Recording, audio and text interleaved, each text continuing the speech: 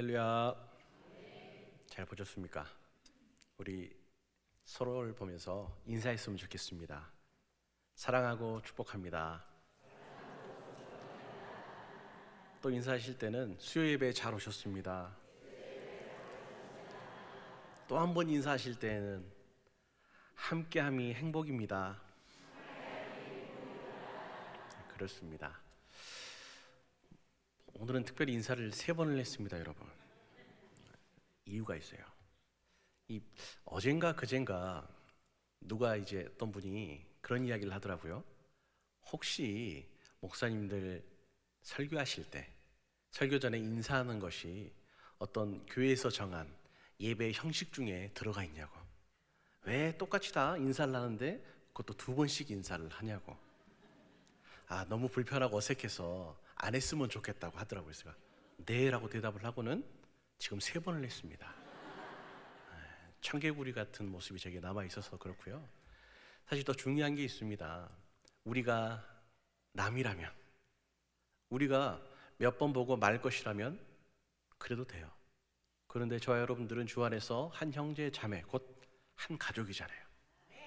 그리고 미운하고나 주님 오실 때까지, 주님 만날 때까지 계속 봐야 되잖아요. 그러면 어차피 한 번은 겪어야 될 불편함이나 어색함이라면 적극적으로 오히려 부딪혀서 행해서 빨리 친해지고 하나 되는 게 좋지 않을까요? 여러분들, 그러니 인사할 때 어색해하지 마시고 기쁨으로 함께 인사하는, 그래서 하나 되는 여러분 되시기를 간절히 소원합니다. 여러분, 초대교회의 그 놀라운 부흥의 역사, 물론 그 모든 것들을 이룬 것은 성령 하나님이심에 분명합니다. 그런데 그 전도의 도구로 쓰임받는 사람들 중에 누가 가장 큰 비중을 차지했을까라고 한번 생각해 보신 적이 있나요? 어떤 누군가는 그렇게 생각을 합니다. 설교 한 번에 수천 명이 회심해서 돌아오게 만든 베드로 아니냐고. 또 누구는 이방인의 선교에 힘쓴 정말 복음 전파의 일꾼이라고 생각하면 첫 번째 손꼽는 바울 아니냐고 그렇게들 생각을 합니다. 그런데 이 교회의 역사를 연구하는 많은 학자들이 대부분 이야기하는 것은 베드로도 아니고 바울도 아니고 초대교회에 이름 없는 성도들, 그들이 가장 큰 역할을 했다라고 공히 이야기를 합니다. 물론 복음을 위해 봉사하고 그 복음의 선봉에 선 이 사도들의 노력을 가벼이 여기는 것은 있을 수 없으나, 여러분, 이 복음에 있어서 가장 중요한 역할을 감당하는 것은 성도들이었다는 사실 여러분 기억하시기 바랍니다. 특별히 오늘은 이 말씀을 통해 사도행전 중 그 중에서도 이 전반부에 초대교회의 부흥을 이끈 사도들과 이들을 도와 이 복음의 확장에 동역한 집사고 성도들의 모습을 통해 그들의 모습이 어떤 유익함이 있어서, 어떤 배울 점이 있어서 이러한 일들을 감당할 수 있었는지를 함께 살펴보고 도전받는 시간이 되었으면 좋겠습니다. 오늘 본문에 나타났듯이 7 집사가 세워지고 그들이 활동했던 시기를 대략 30년에서 35년이라고 이야기를 합니다. 그 당시에 이 이스라엘의 부는 대부분 이 로마의 황제, 그리고 총독, 분봉왕, 소수의 사내들인 공회의 그 의원들, 회원들, 그리고 대제사장과 루이시안 종교 지도자들이, 곧 소수의 사람들이 모든 부를 독점했고 대다수의 사람들이 아주 힘든 생활을 하고 있었다라고 합니다. 그러니 교회 공동체도 대부분 힘들고 어려운 사람들이 모였습니다. 절대적인 빈곤에 허덕이는 사람들로 이루어졌죠. 그리고 그 당시에 유대인들은 그 내부에서도 많은 당파가 있었어요. 그래서 각자 자신들의 이익을 위해서 그렇게 아둥바둥 아귀다툼하며 살아갔었습니다. 그런데 그런 그들의 모습과는 다르게 예수님께서 오셔서 이들과는 전혀 다른 모습의 삶을 보여주셨습니다. 그 삶은 다른 삶이 아니라 복음과 사랑에 기반을 한 그런 하나님 나라와 같은 그런 모습이었죠. 이런 모습을 계승한 사도들이 공동체를 이루는데 그게 바로 여러분 교회였습니다. 이 교회는 로마와도 달랐고 유대인들과도 다른 아주 독특하고 아름다운 모습을 취하였습니다. 예수님께서 부활하시고 승천하신 이후에 오순절 성령 강림과 또 베드로의 설교로 인한 이 많은 회심의 역사들이 일어나 교회는 갑작스럽게 부흥하게 됐습니다. 많은 사람들이 세례를 받고 하나님의 백성이 되었죠. 이들은 사도들의 가르침을 받았는데 이 사도들의 가르침이라는 것은 다른 것이 아니라 하나님의 말씀을 나누고 서로 교제하고 떡을 떼기를 열심히 행하면서 동시에 기도를 행하라는 것이었습니다. 이 말을 한마디로 요약하자면 곧 한 가족이 되었다라는 것이죠.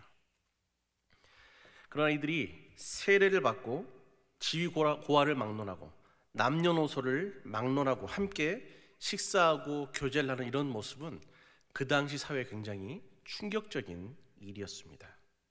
사도의 가르침대로 이들은 서로 물건을 통용하고 모든 재산과 소유를 팔아 나보다는 각기 필요한 사람들이 쓸 수 있도록 그렇게 행했습니다.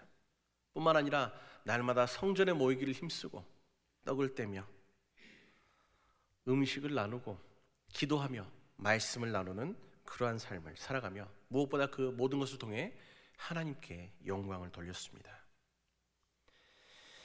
이러한 모습들이 당시의 세상과는 너무나 달라 세상의 사람들로부터 특이하다 이것을 넘어서 오히려 칭찬을 받았습니다. 이러한 모습들이 계속적으로 발전되었습니다. 그러다 보니까 우리에게는 바나바라고 알려지는 이 구브로 사람 요셉은 자신의 밭을 팔아 교회 앞에 사도들에게 내어 이 모든 것들을 이 교회의 공금으로 사용하기를 했죠. 그런 모습들이 이제 들불처럼 번지고 유행이 되었습니다. 그리고 그런 것이 좋은 것이라고 여겨졌어요. 그래서 우리가 잘 알다시피 이 아나니아와 삽비라와 같은 사건들이 나타났습니다. 이 모든 여정은 결국 교회의 공금을 형성하는 과정 가운데 일어났던 사건입니다. 그리고 오늘 우리가 함께 살펴본 이 본문의 말씀에는 교회의 이 기금, 공금의 사용 과정에 나타나는 문제가 드디어 발생됨을 보여줍니다. 이 사도행전 6장 1절 말씀에 이렇게 기록됩니다. 함께 읽겠습니다. 그때 제자가 더 많아졌는데 헬라파 유대인들이 자기의 과부들이 매일의 구제에 빠짐으로 히브리파 사람을 원망하니. 아멘. 이 예루살렘의 교회는 히브리파와 헬라파라 지칭되는 두 부류의 유대인들로 구성이 되어 있었습니다. 이 헬라파 유대인들은 헬라어를 사용하는 유대인들로 이 과거의 포로기 이후에 흩어진 유대인들이 후손이 생기고 그 후손들로 말미암아 형성된 그런 사람들이었어요. 이들은 당연히 헬라식 교육을 받아 이 논리적인 성격을 띤 특징이 있었습니다. 그에 반해 이 히브리파 유대인들은 대대로 자신의 조상들이 그랬던 것처럼 이 팔레스타인 지역에서 거주하면서 그들이 사용했던 토착어인 이 아람어를 사용하고 회당에서 히브리어 성경을 사용했던 사람들이었습니다. 이들은 당연히 헬라와 헬라 문화에 대해서는 지식에 대해서는 미숙했으나 그 스스로가 정통성이 있다라는 그런 생각을 가져 스스로가 히브리인이라는 사실에 굉장히 자부심을 갖고 있던 그런 사람들이었습니다. 문제는 이들 중 과부를 구제하는 일에서 이렇게 좀 적당히 섞여서 빠지면 별일이 없었을 것 같은데 이상하게 헬라파 과부들만 계속해서 매일 이 구제에서 빠지는 일이 발생하게 되었습니다. 여기에서 나타나는 이 구제라는 것은 어려운 사람을 도와준다 그런 의미보다는 식사와 관련된 일로서 헬라파의 과부들이 식사에서 소외됐다라는 것을 의미합니다. 물론 사도들이 의도적으로 이 헬라파 과부들을 소외되게 만들지는 않았을 겁니다. 그러나 어찌됐든 결과적으로 헬라파 유대인들이, 그 중에서 이 과부들이 구제에 빠지면서 이 헬라파에게 오해를 줄 수 있는 그런 사건이 발생했다는 것이죠. 이 오해는 커지고 커져서 불만이 되겠죠. 그리고 이 불만도 만약 자라난다면 교회 안에 교회를 무너뜨리는 아주 큰 일이 됐을 겁니다. 이것은 이 예루살렘 교회의 설립 이념인 주 안에서 한 형제, 자매, 그로 인해 한 가족이 되는 것과 아주 정면으로 위배되는 것이었습니다. 이러한 상황에서 이 사도들은 이 문제를 심각하게 여기고 교회 앞에 이 문제를 해결하고자 했습니다. 그들이 생각한 가장 좋은 방법은 재정과 봉사에 힘쓸 전담 직분자, 곧 집사를 세우는 것이었습니다. 결국 오늘 우리가 함께 살펴본 이 본문이 들어가 있는 6장은 교회의 확장과 관련돼서 집사들의 사역, 그리고 이후에 7장과 8장으로 이어지면서 스데반과 또 빌립의 사역을 통해 사도가 아닌 일반 성도가 어떠한 자세로 복음 전파의 삶을 살아가야 하는지 깨닫게 해주는 그런 서론의 역할을 감당하는 것이죠. 본문으로 돌아와서 이 사도들이 이 문제를 해결하기 위해서 어떻게 행했는지를 살펴보고자 합니다. 그 모습이 2절 말씀에 잘 나타나 있습니다. 함께 읽겠습니다. 12사도가 모든 제자를 불러 이르되 우리가 하나님의 말씀을 제쳐놓고 접대를 일삼는 것이 마땅하지 아니하니. 아멘. 가장 먼저 이들이 행했던 방법은 모든 제자를 불렀다라는 것입니다. 그러면서 동시에 자신들의 가장 큰 사명, 자신들이 가장 중요하게 여겨야 될 그 사역, 바로 하나님의 말씀을 전하는 것, 그리고 기도하는 것이 우리에겐 가장 중요하다라고 그렇게 천명합니다. 그러면서 자신들을 대신해서 이 접대의 사역을 감당할 일꾼들을 세우고자 하는 것이죠. 여기서 접대한다라는 이 말은 성도들이 함께 떡을 떼는, 곧 식사를 하는 모든 과정 내에 소용되어지는 이 돈에 관련해, 재정에 관련해서 일어나는 모든 일들 뿐만 아니라 이 분배에 관련한 모든 봉사와 섬김의 뜻을 가지고 있습니다. 물론 처음에 이 사도들이 이 모든 것들을 감당하는 데서는 사실 큰 어려움이 없었을 것입니다. 그런데 교회가 갑자기 부흥을 하고 많은 성도들이 함께 하다 보니 이 구제를 하는 일 자체가, 접대를 하는 일 자체가 이 사도들에게는 큰 일이 되었겠죠. 이런 상황에서 사도들은 다시 한번 천명하기를, 나의 가장 중요한 사역인, 나는 사도로서 가장 소중히 여겨야 될 첫 번째 내 사역이 말씀을 전하는 사역이라고 그렇게 말을 합니다. 그 말인즉슨 이런 것으로 인해 말씀을 전하는 사역이 지장을 받았다라는 것이죠. 이렇듯 사도들은 스스로에게 있는 문제를 감추려고 하는 것이 아니라, 교회에 있는 문제를 감추려고 하는 것이 아니라 있는 그대로 솔직하게 받아들이고 인정할 수 있었습니다. 그리고 이 본문 3절에는 이 문제를 해결하기 위해 7명의 사람이 필요하다라고 이야기를 합니다. 왜 하필 7명일까? 여러분들 그런 의문들을 가지십니다. 그런데 단순합니다, 여러분. 7명이면 촉하기에, 7명이면 감당할 수 있는 일이었기에 7명이 필요했을 것이라고 그렇게 생각이 됩니다. 중요한 것은 이 7명이 선출되는 조건이 주어진다는 사실이죠. 이 조건은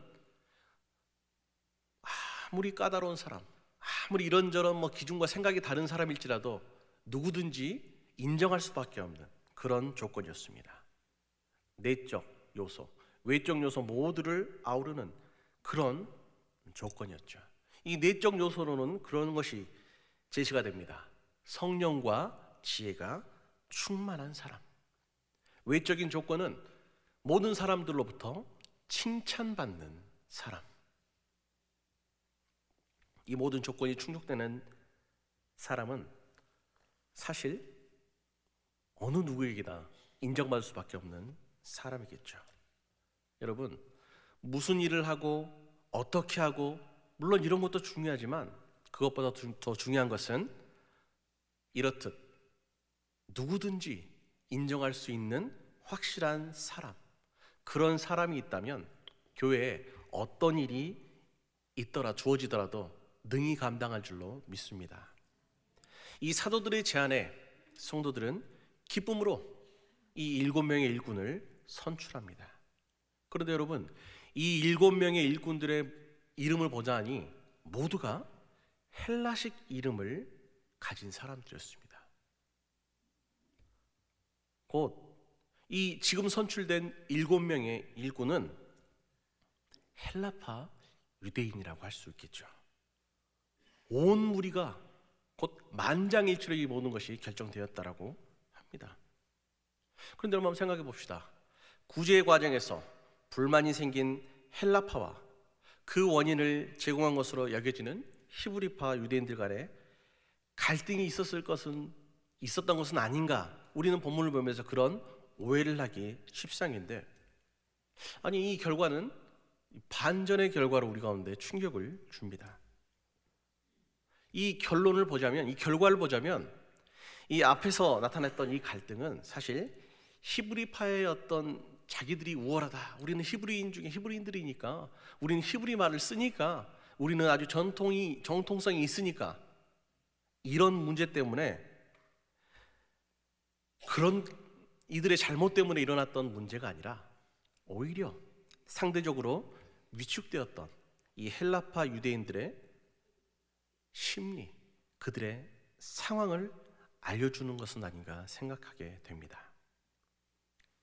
다시 한번 말씀드리지만 이 히브리파 유대인들은 갈등의 제공자가 아니라 오히려 이들은 이 선출된 교회 일꾼 중에 단 한 명도 굳이 뽑자면 우리 파가 아닌데, 나와 가까운 사람이 아닌데, 그럼에도 불구하고 기꺼이 이 결정을 따른, 어쩌면 너무나 마음이 넓은, 모든 것을 인정하는, 받아들이는 그런 훌륭한 사람들이 아니었나 생각해 봅니다.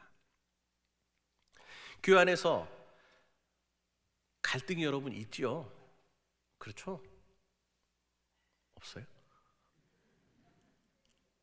있잖아요, 여러분. 근데 여러분, 없었으면 참 좋겠어요.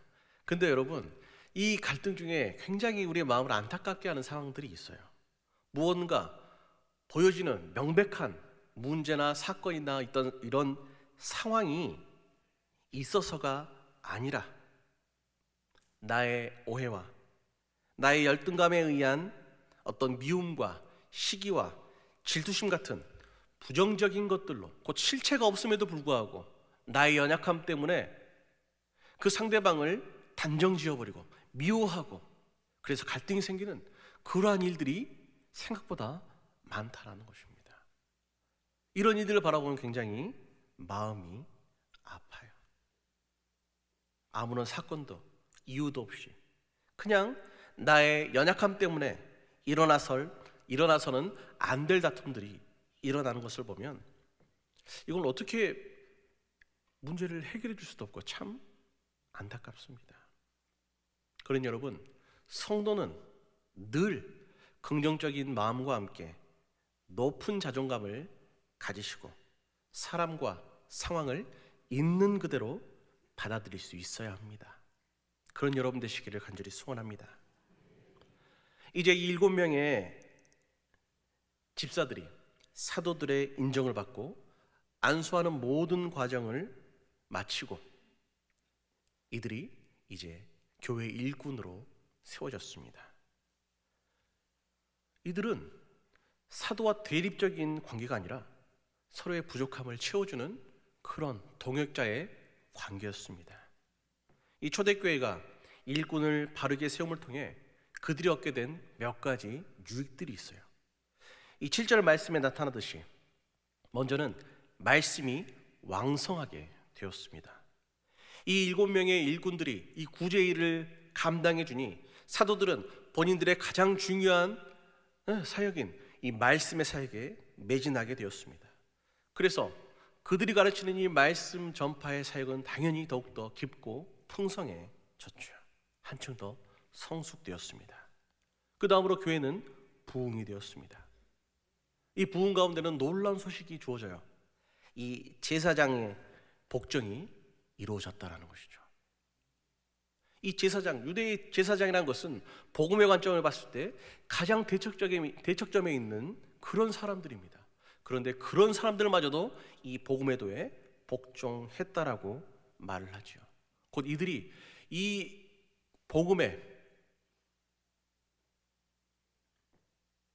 그들의 마음을, 이제 그들이 갖고 있는 전통이나 모든 고집들을 내려놓고 이 복음의 도에 완전히 순종하여서 교회의 일원이 되었다라는 것입니다.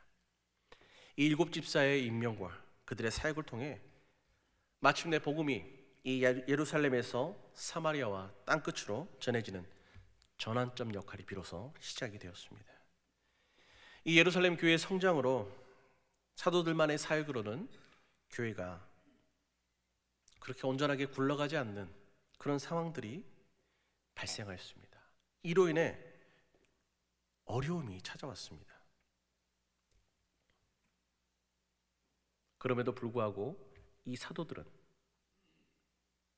가장 좋은 방법을 택하였습니다. 바로 사도들과 함께 교회를 위해 헌신한 일꾼들을 세워야 됨을 깨닫고 그들을 세우게 되는 것이죠. 특이하게도 그런데 그 과정 가운데 사도들의 본래 가장 독특한 고유의 사역인 이 말씀의 사역이 더욱더 공고해지고 인정을 받게 됩니다. 이제 그들은 말씀과 기도에 집중하는 것이 자기의 본래적인 역할이고 그것에 힘쓰게 되었습니다. 그런데 여러분, 이게 굉장히 아이러니하잖아요. 분명히 교회 성도들이 많이 늘어났어요. 그럼 우리 생각에는 어떻게 한 명이라도 더 사도들이 조금이라도 시간을 더 내서 한 사람이라도 더 케어하는 것이 맞다고 생각하는데, 오히려 케어하는 것은 다른 사람에게 맡기고 내게 가장 본질적이고 가장 중요한 사역을 그들이 천명하고 그것에 집중하니 오히려 교회가 오롯이 바로 세워졌다라는 것입니다. 여기에는 여러분, 혼자 사도들의 능력이 좋아서 이 모든 것들이 이루어진 것이 아니죠. 거기에는 이 7명의 일꾼의 역할이 절대적이었을 것입니다. 그리고 그 7명을 세우고 7명과 함께, 사도들과 함께 교회를 위해 헌신하고 애썼던 그 모든 것들을 인정하고 받아들였던 성도들의 노력이 함께 했겠죠. 이 7명의 일꾼들은 특별히 단순히 이 재정적인 역할만을 감당하는 것을 넘어서 교회를 위해 봉사하고 그것에 만족하지 않고 그 지경을 넓혀 믿음과 성령의 충만함으로 복음 전파에 앞장섰습니다. 그의 목숨까지도 내어 던지면서 말이시죠. 이런 모습을 통해 교회의 일꾼인 성도가 어떤 자세로 세상을 살아가야 되는지 그 모범을 우리에게 보여주고 있습니다. 오늘 저와 여러분들이 본문에서 보았듯이, 오늘 말씀에서 보았듯이 겉으로는 갈등과 원망으로 비춰진 이 사건을 통해 오히려 교회는 한 번 더 도약을 할 수 있는 계기가 되었습니다. 요즘 세상에는 여러분 그렇잖아요. 뭔가 어려움이 생기고 문제가 생기면 어떤 한 사람에게 그 모든 책임을 추궁을 하고 그 모든 것들을 책임지라 전가하여서 한 사람을 매장시키는 것이 지금 우리들의 세상에서의 모습이잖아요. 그러나 교회는 여러분, 버림이 아니라 세움으로 인해 이 문제를 해결하였습니다. 이것이 바로 하나님의 방법이며 교회의 방법입니다. 오늘의 말씀은 그것을 우리에게 잘 보여주고 있는 것이죠. 또한 여러분, 대개 모든 리더들은 어떤 문제가 일어나면 스스로 해결하고자 하는 그런 경향이 있습니다. 그러나 사도들은 자신들의 힘으로, 능력으로 이 모든 것들을 해결하려 한 것이 아니라 오히려 자신들의 본래의 목적인 말씀과 기도한 일에 더욱더 충실해야 되겠다고, 이 모든 문제는 하나님께 세우신 또 다른 일꾼들에게 맡기는 것이 옳겠다고 그렇게 세상과는 다른 방식을 취하였습니다. 그리고 이 일꾼들에게는 자신들의 출신이나 어떤 능력이나 그들의 지위가 아니라 오직 믿음과 지혜와 성령이 충만함으로 그 기준이 제시되었습니다. 이 기준에 맞는 7명의 일꾼들이 선발되었습니다. 이 7명의 일꾼들은 어느 한 사람의 거부도 없이 온 무리가 기뻐하며 이들을 받아들이게 되었습니다. 여러분, 현대교회에서도 이 집사의 직분에 대해서 얘기할 때 우리는 재정과 관련된 이야기를 주로 합니다. 그러나 이 본래적 의미에서 이 집사라는 직분은 재정을 담당하는 것보다는 오히려 식사에 시중을 드는 것을 근원으로 하여서 많은 사람들을 섬기는 것, 많은 사람들 위해 기꺼이 수고하고 헌신하는 것, 마치 종과 같이 그런 모습이 이 직분자의 본연의 모습이라는 것을 우리에게 이야기하고 있습니다. 이 사건을 통해 우리는 다시 한번 교회가 어떤 곳인지를 알게 됩니다. 이 교회는 모든 일을 하나님께 맡기는 사도와 기꺼이 종으로 섬김을 감수하는 집사들, 그리고 그들을 아무런 잡음 없이 인정해주고 그들을 지지해준 성도들의 모습을 우리는 보게 됩니다. 그 모든 것들이 여러분 가운데 도전이 되기를 원합니다. 이런 모든 정황을 고려할 때 이 사건을 통해 하나님께서 우리 가운데 무엇을 말씀하시는지 우리는 또한 깨달아야 합니다. 그것은 모든 이들로 하여 자신과 세상을 의지하지 말고 오직 하나님을 의지하여 세상의 방식이 아닌 하나님의 방식과 원리로 우리는 살아가야 한다는 것을 보여주고 있습니다. 그리고 여러분, 이 종으로 섬긴다라는 이 봉사는 윤리적인 차원을 넘어서 스데반과 빌립이 그랬던 것처럼 복음을 위해서라면, 하나님의 영광을 위해서라면, 교회를 위해서라면 나의 목숨까지도 기꺼이 던지리라 하는 그러한 각오가 있어야 함을 말하고 있습니다. 곧 우리 모두는 성령과 지혜와 믿음이 충만하여 우리 교회는 물론 온 세상의 복음을 위해 섬기는 집사 곧 하나님의 일꾼들이 되어야 한다는 것을 기억하시기 바랍니다. 사랑하는 성도 여러분, 도리부론 하자성회라는 고사성어가 있어요. 이 문자적으로 해석하면 그런 말이에요. 복숭아 나무와 자두나무는 말을 하지 못하지만 그 아래로 저절로 길이 생긴다라는 뜻입니다. 그러니까 이 말은 무슨 의미냐면 덕이 있는 사람은 스스로 그렇게 드러내지 않아도 많은 사람들이 자발적으로 찾아와 감화를 받는다라는 의미입니다. 저와 여러분들은 곧 사람을 구원할 능력이 없습니다. 그러나 우리의 삶을 통해 구원을 주시는 하나님 앞에 곧 교회로 이들을 인도할 수는 있습니다. 너무 어렵게 생각하지 마시길 바랍니다. 오늘 말씀에서 같이 사도는 사도대로, 곧 교육자는 교육자대로 그들의 맡겨진 일에 매진하고, 직분자들은 직분자대로, 곧 성도들은 성도대로 그들이 마땅히 행해야 될 삶을 살아가는 것이죠. 그러면 자연스럽게 많은 이들을 복음으로 인도할 수 있습니다.